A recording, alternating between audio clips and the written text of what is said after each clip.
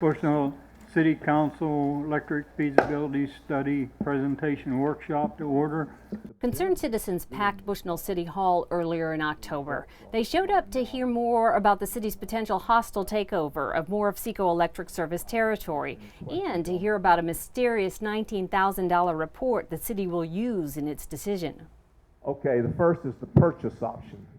Bill Harrington of WHH Enterprises has been working on the study since March. It examines whether or not it financially makes sense for the city to take over electric service from SECO. Y'all have the right to purchase the facilities inside the city limits. But citizens didn't get to see the complete study.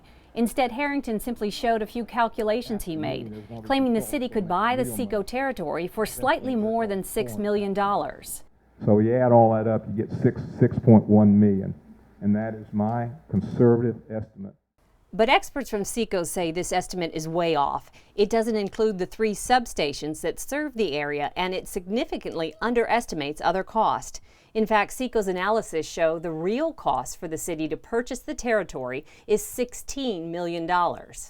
Still, Harrington says the city has 3 options.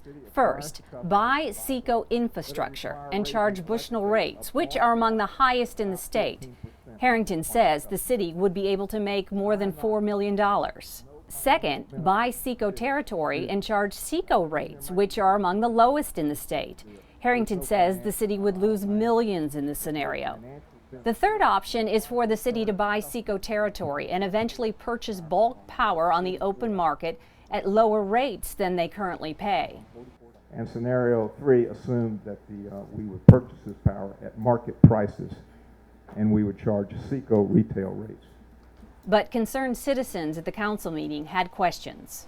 I just want to know if, say, Bushnell wants to acquire and do this, do we have to get a loan or do we have the monies in our coffers? Okay, the project would be financed with revenue bonds. If we have a mass outage, am I going to take priority or will something in the city take priority? I don't see where it's going to benefit the city by borrowing a bunch of money, and it's certainly not going to benefit me. It's not even about the rate. It's about being able to serve me and my farms the way I've been served. And that's going to be very difficult and very expensive for the city of Bushnell to do. I'd just like to say that it should be up to the voters, not to 5 people on the council. No disrespect intended. I'm a SECO customer, and I'd like to stay that way.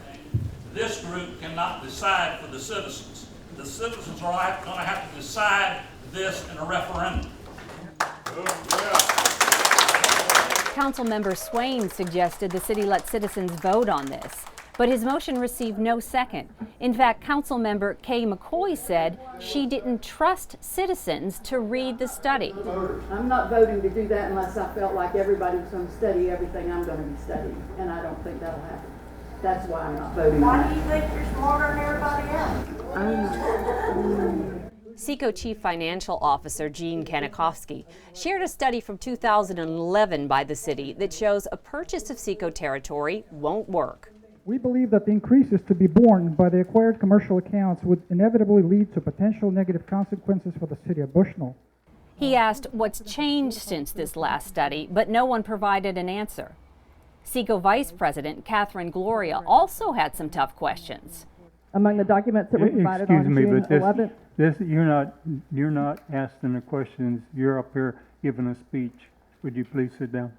But she was repeatedly interrupted by the city attorney and the mayor, and their consultant even tried to take the microphone. My question is, why are we gathered here to talk about a study that no one has seen a copy of? Because it hasn't been provided. I haven't provided a copy to anybody. Bushnell citizens deserve answers and can still demand them.